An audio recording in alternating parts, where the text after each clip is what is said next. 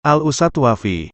Selanjutnya disebut Wafi, mempertanyakan apakah ada dalil yang mengharuskan adanya kitab sezaman untuk kesahihan sebuah nasab, sedangkan para ahli nasab menyatakan bahwa sebuah nasab bisa dikatakan sahih, apabila sudah mendapat legitimasi seorang nasabah. Begini, kebenaran itu sederhana, adalah ia yang masuk akal dan dapat diterima semua orang. Tidak bisa bagusnya sebuah sepeda motor hanya dengan kesepakatan para dealer motor. Ia juga harus bagus menurut logika konsumen. Ada sepeda motor bekas, lalu sepakat para dealer motor mengatakan bahwa motor ini bagus. Apakah motor itu memang bagus, harus diuji terlebih dahulu oleh konsumen, agar bagusnya sepeda motor itu bukan hanya menurut kalangan dealer motor, tetapi juga oleh konsumen bahkan semua orang. Ketika diuji konsumen ternyata suara mesinnya jelek, tentu logika konsumen akan mengatakan ini sepeda motor jelek. Kata sang dealer, motor ini bagus. Kalau tidak percaya tanyakan dealer sebelah, pasti menjawab motor ini bagus. Kata sang konsumen dalam hati, ya jelas kalian saling menjaga. Wong kalian saling tahu kualitas barang kalian masing-masing ada masalah. Kalau yang lain mengatakan sepeda motor ini jelek, maka Anda juga akan membuka kejelekan barang milik dealer lain itu. Begitu pula nasab, tidak bisa nasab itu sahih hanya karena kesepakatan ahli nasab. Kata Ibnu Mas'ud, para ahli nasab itu pendusta. Syekh Mahdi Rojai mengatakan, nasab Ba'alawi sahih. Ini iklan, lalu kita uji. Alasan disebut sahihnya apa? Pokoknya paling sahih, dalilnya mana? Pokoknya sahih. Tidak bisa, kebenaran harus dapat diterima semua orang. Kok bisa? Syekh Mahdi Rojai mengatakan Ubaidillah anak Ahmad bin Isa. Sementara ulama yang dekat zamannya dengan Ahmad bin Isa mengatakan Ahmad tidak punya anak bernama Ubaidillah. Sanadnya mana? Kitabnya mana? Kecuali kalau anak lainnya sama-sama tidak dicatat sejak dahulu kala, mungkin bisa diterima. Lah wong anak lainnya sudah dicatat semua. Ada 3. Muhammad, Ali dan Husain. Lalu 550 tahun berikutnya baru ada nama Ubaidillah ditambahkan. Logika awam saja tidak akan menerima. Ini bikin-bikin, ini pasti palsu.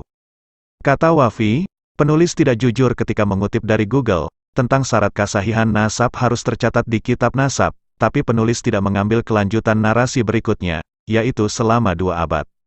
Ia jelas harus dihilangkan. Karena tidak masuk akal, masa ia nasab yang sudah 11 abad, kesahihannya cukup selama 2 abad ke belakang. Bagaimana jika ditemukan bukti 500 tahun lalu nasab ini hanya nyantol?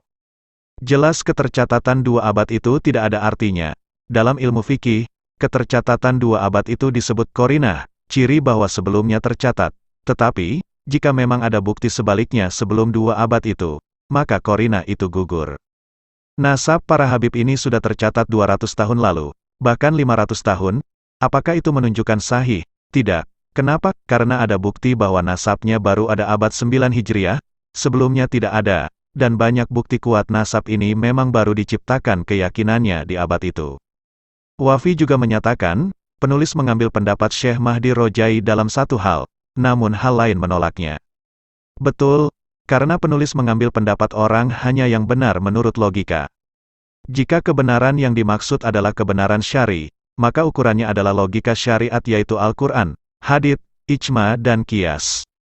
Jika kebenaran yang dimaksud adalah kebenaran umum, maka harus tidak bertabrakan dengan logika kebenaran secara umum pula. Semua orang, kata Imam Malik, bisa diterima dan bisa juga ditolak, kecuali Nabi Muhammad SAW. Para ahli nasab membuat kaidah antar mereka. Siapapun bisa menguji kaidah itu. Jika ada penyimpangan harus diluruskan. Apalagi banyak ahli nasab yang bukan seorang faqih, di mana istilah fikih banyak diadopsi namun kemudian maknanya diinterpretasi sendiri di kalangan mereka, seperti tentang syuro dan istifatloh. Eleanor Roosevelt berkata, orang besar bicara ide, orang biasa bicara peristiwa, dan orang kecil bicara orang lain. Kita juga bisa mengatakan, orang besar membuat kaidah, orang biasa menganalisa kaidah, orang kecil berpegang teguh dengan kaidah orang lain. Yang dilakukan orang kecil adalah mempertengkarkan kaidah-kaidah yang dibuat orang lain, lalu berhenti sampai di situ, tidak menganalisanya dengan karunia besar akal yang Allah anugerahkan kepada semua orang. Masa sudah berganti, umat Islam Indonesia semakin cerdas. PBNU mencanangkan, fikih peradaban, kita verifikasi setiap tafsir yang lemah untuk dibawa ke tengah-tengah pertengkaran pikiran, kita hadapkan dengan dalil-dalil agama yang sahih, sehingga mencapai titik kebenarannya yang hakiki.